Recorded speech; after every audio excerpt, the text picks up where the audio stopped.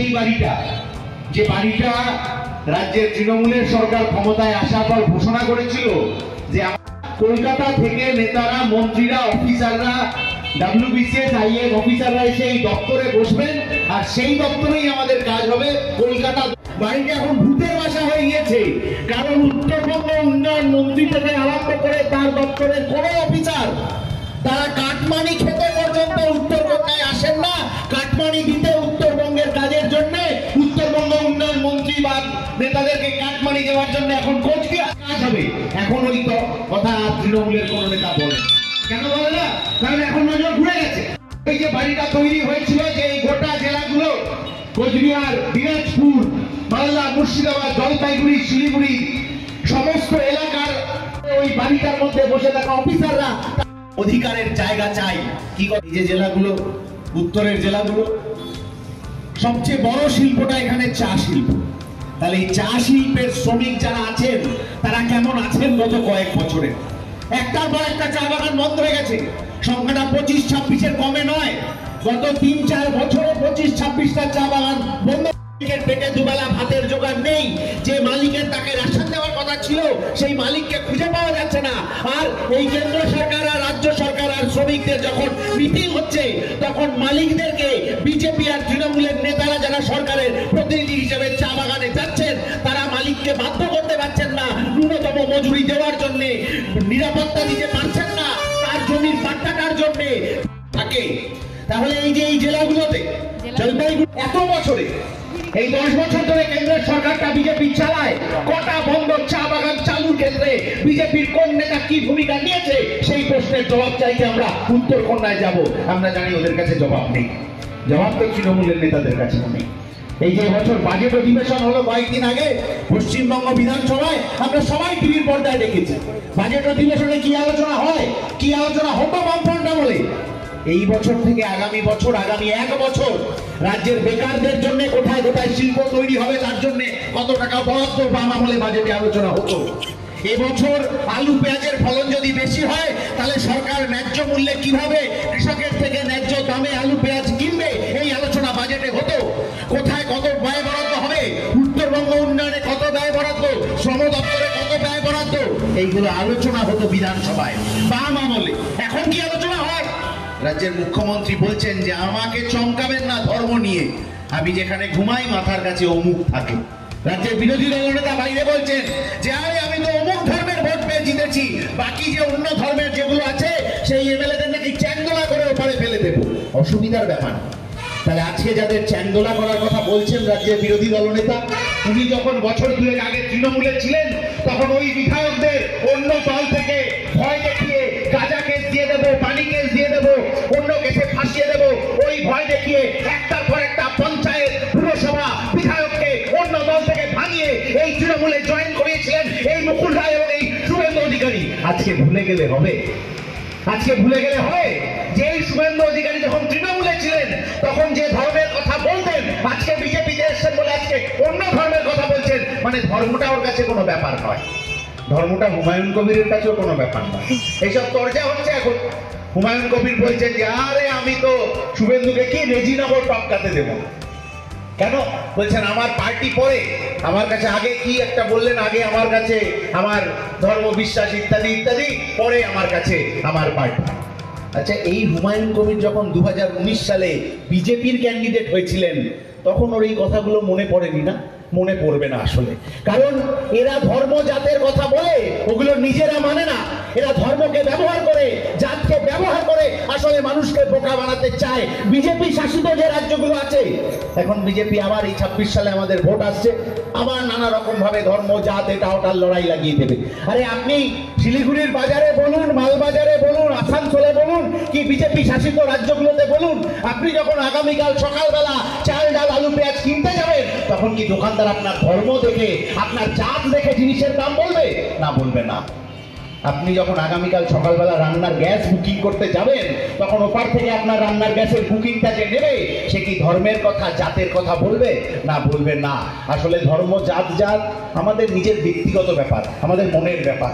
আমরা নিজের মতো ধর্ম পালন করি, জাত পালন করি, কিন্তু যখন পেটে খিদে মাথা চারা দেয়, যখন হাতে একটা কাজের জন্য রাস্তায় রাস্তায় মাথা কুটে মরতে হয়, তখন আসলে কেউ কারুর ধর্ম, কেউ কারুর জাত দেখে না।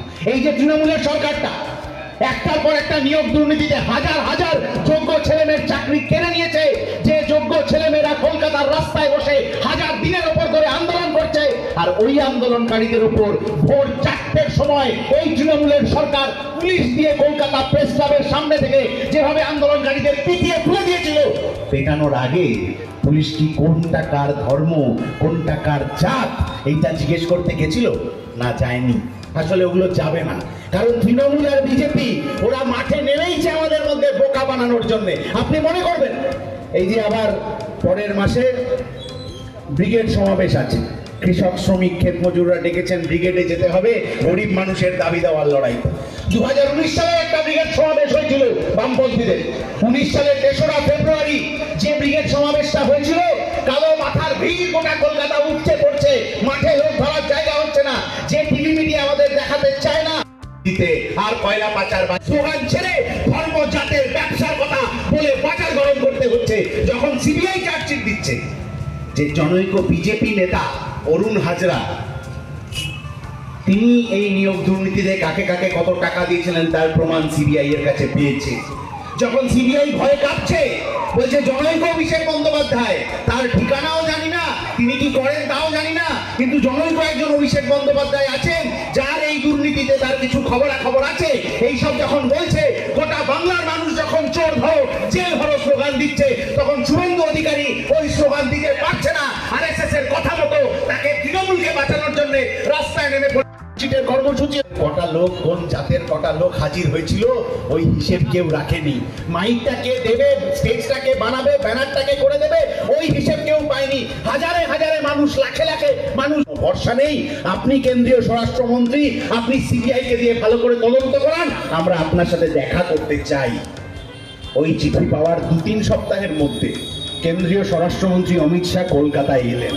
শুধু কলকাতায় এলেন তা নয়, নির্যাতিতার বাড়ি যে চত্বরে ওই উত্তর 24 পরগনা জেলায় গিয়ে বিজেপির হয়ে মিটিং করলেন, কিন্তু যাতায়াতের পথে 5 মিনিট ওই নির্যাতিতার বাড়িতে যাওয়ার প্রয়োজন বোধ করেননি অমিত শাহ। কেন করেননি? এই প্রশ্নের উত্তর আপনার পাড়ার বিজেপি নেতাদের থেকে অবশ্যই নেবেন, যেমন এই প্রশ্নের উত্তরটাও নেবেন। বিজেপি নেতাদের বিজেপি নেতা সম্পর্কে খারাপ কথা বললে অতটা গায়ে লাগে না, যতটা আরএসএস সম্পর্কে বললে গায়ে লাগে। তাহলে ওই যে আরএসএস যে বিজেপিকেও চালায়, যে তৃণমূলকেও চালায়, ওই আরএসএস এর নেতা মোহন ভাগবত তিনি যখন কলকাতায় এসেছিলেন, তাকে সংবাদ মাধ্যমে লোকেরা জিজ্ঞেস করলো যে এই যে নির্যাতিতার ঘটনা ঘটেছে আরজি করের ব্যাপারটা, এটা নিয়ে আপনারা কি বলছেন? রাজ্যের প্রধান বিরোধী দলকে যারা চালাচ্ছে সেই আরএসএস, গোটা দেশের সরকারের পিছনে যারা রয়েছে সেই আরএসএস এর প্রধান মোহন ভাগবত বললেন যে এই নির্যাতনের ঘটনায় রাজ্য সরকার যা করবে আমরা তার পক্ষে রয়েছি। এটা কি রাজনীতি? রাজ্য সরকারের বিরোধিতা বিরোধী দল করবে, এটাই আমরা জানি। এই ধরনের চরম নির্যাতনের ঘটনা, ওই খুনের ঘটনার বিরোধিতা রাজ্যের বিরোধী দলের করার কথা, এটাই তো আমরা জানি। তাহলে সেই বিরোধিতায় বিজেপি এত ঘাটতি পড়ছে কেন? কারণ ওদের মধ্যে সিটিং হয়ে গেছে। ওই যে সেই গানটা শুনেছেন আপনি নিশ্চয়ই, অনেক দিনের পুরনো গান, দিদি আর মোদির মধ্যে ওই গান চালাচালি হয় খুব। মোদি দিল্লি থেকে ভাষণ দিতে থাকেন আর কি, যে আজ ভারী মেহফিল মে কোই তো বদনাম হোগা, আর দিদি এখানে নবান্ন থেকে বলতে থাকেন ফির ভি দিল চিরকে দেখ তেরা হি নাম হোগা। যদি এই সেটিং এর রাজনীতি না হয়ে থাকে, যদি এই সেটিং এর রাজনীতি না হয়ে থাকে, তাহলে আরজিকরের ঘটনায়, তাহলে মেদিনীপুরের জাল স্যালাইনের ঘটনায়, তাহলে জলপাইগুড়িতে জাল স্যালাইনে প্রসূতি মৃত্যুর ঘটনায় বিজেপি পথে নামছে না কেন? কারণ ওরা তৃণমূলকে বাঁচাতে চাইবে এই কারণে যে এরপর যখন সংসদে আদানি, মোদির বন্ধু আদানির দুর্নীতি নিয়ে কথা হবে, লড়াই হবে, গোটা বিরোধী মঞ্চের সাংসদেরা ঐক্যবদ্ধ হয়ে আদানির পয়সা কেন মোদির সরকার নিয়েছিল, কেন ইলেকটোরাল বন্ডে কালো টাকা বিজেপি নিয়েছিল, এই প্রশ্ন করতে উঠে দাঁড়াবে। তখন তৃণমূলের সব সাংসদদের আপনি দেখবেন পেট খারাপ হচ্ছে বা পাতলা পায়খানা হচ্ছে, তাদের হলের মধ্যে খুঁজে পাওয়া যাবে না, তারা যে কোন বাথরুমে গিয়ে লুকাচ্ছে ও আজ অব্দি বিরোধী দলের সাংসদরা কেউ খুঁজে পায়নি। ফলে এরকমই সেটিং হয়ে আছে। এটা আমি শুধু বলছি, আমার মুখের কথা বিশ্বাস করবেন না। এই বিজেপি যারা করেন এই চট করে, তারা জানেন তাদের একটা পত্রিকা বেরোয়, তার নাম স্বস্তিকা। এই যে আমরা ডিওয়াইএফআই করি, আমাদের পত্রিকার নাম যুব শক্তি। বিজেপি ওই আরএসএস যারা করে তাদের একটা পত্রিকা আছে, পত্রিকার নাম হচ্ছে স্বস্তিকা। সেই স্বস্তিকা পত্রিকায় 2022 সালের ডিসেম্বর মাসে একটা লেখা বেরিয়েছিল, মানে বিজেপি আরএসএস তার কর্মীদের বলছে ওইটা করার জন্য। সেই পত্রিকায় লেখা ছিল যে নিয়োগ দুর্নীতির বিরুদ্ধে লড়াই এত তীব্র করা যাবে না যাতে বামপন্থীরা বাড়তি সুবিধা পেয়ে যায়। আমি আবার বলছি, বিজেপি নেতাদেরকে বারবার শুনিয়ে শুনিয়ে বলছি যে পাড়ার নেতারা এখনো ভাবছেন যে তারা বোধহয় তৃণমূলের বিরুদ্ধে লড়াই করবে, আসলে ভুল হচ্ছে কোথাও। এই একমাত্র ডিওয়াইএফআই, একমাত্র বামপন্থীরা লড়বে।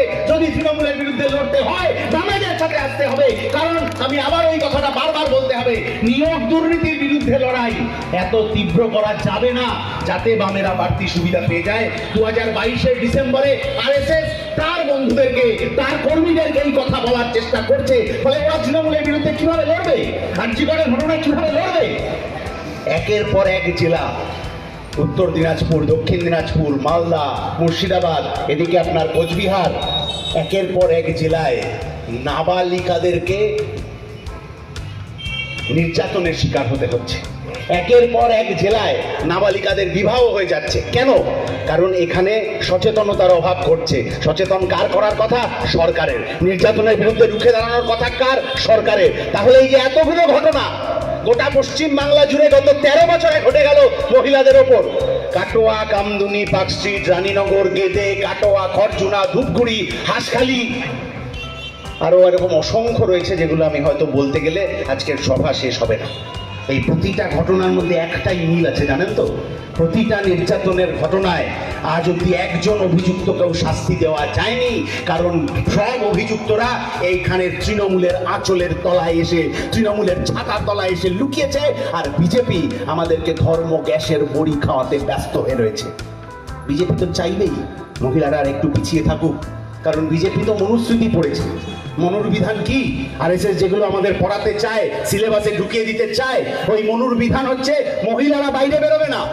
মহিলারা যাদবপুরে ছাত্ররা বিক্ষোভ, চিটিংবাজদের বিরুদ্ধে বামপন্থীদের ডিওয়াইএফআই কে রাস্তায় নেমে লড়াই করতে হবে। সেই জন্য আমরা উত্তরকন্যা যাওয়ার কথা বলছি। ওরা জানে তো পরিযায়ী শ্রমিকের যন্ত্রণা যেভাবে বাড়ছে, কেরল যদি 900 টাকা রোজ দিতে পারে পরিযায়ী শ্রমিকদেরকে, তাহলে আমার বাংলা কেন এত শিল্প তৈরি করে শ্রমিকদের সেই রোজ দিতে পারছে না? এই প্রশ্নের জবাব আমরা কার থেকে চাইবো?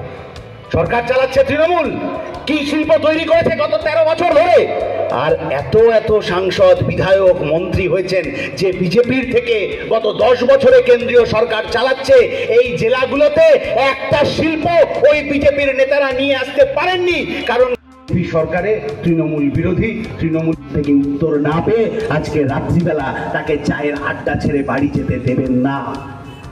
যারা এখনো এই এলাকায় ভাবছেন যে তৃণমূলকে বোধহয় বিজেপি আটকাতে পারবে, আমরা বলছি ভুল হচ্ছে। গত 13 বছর ধরে ডিওয়াইএফআই মরণপণ লড়াই করছে শুধুমাত্র বেকারের যোগ্যতার সাথে কাজ চাই তার জন্য। গত 13 বছর ধরে ডিওয়াইএফআই লড়াই করছে যে সব বেকারের হাতে কাজ চাই, সব মানুষের পেটে দুবেলা ভাত চাই, সবার মাথার ওপর একটু ছাদ চাই। এই দাবিতে ডিওয়াইএফআই লড়াই করছে। ওই দাবিতে আমরা কোচবিহার থেকে কলকাতা 2910 কিলোমিটার 50 দিন ধরে ইনসাফ যাত্রা হেঁটেছি। ওই দাবিতে আমরা নবান্ন অভিযানে গিয়েছিলাম, যেখানে মইদুল শহীদ হলো। ওই দাবিতে আমরা এর আগে উত্তরকন্যা অভিযান করেছি। এই দাবিতে আমরা আরো একবার এই উত্তরকন্যা চলোর কর্মসূচি করতে চাচ্ছি, কারণ প্রান্তিক মানুষের, বেকার ছেলেমেয়ের কাজটা আমাদের পাখির চোখ। আর এই পাখির চোখের দিকে আমাদের যদি সবাইকে তাকাতে হয়, তাহলে ওই যে রাজনীতি আমাকে ভাগ করে দেয়, যে রাজনীতি আমাকে কাজের সুযোগ দেয় না, যে নোংরা রাজনীতি আমার বাক্স পেটরা বেঁধে আমাকে কেরালে বা মুম্বাইতে চলে যেতে বাধ্য করে, যে রাজনীতি আমার বোনের সম্মান কেড়ে নিতে এক মুহূর্ত ভাবে না, যে রাজনীতি চা বাগানের শ্রমিক মহল্লায় একটু আলো ফোটাতে পারে না, ওই নোংরা রাজনীতি তৃণমূল বিজেপির সরিয়ে রেখে বামপন্থাই ভবিষ্যৎ, বামপন্থী রাজনীতির স্পর্ধায় ডিওয়াইএফআই এর ডাকে উত্তরকন্যা চলোতে 28 তারিখ সকলে যোগদান করবেন। এই আশা নিয়ে আমার কথা এখানেই শেষ করছি। বিপ্লব।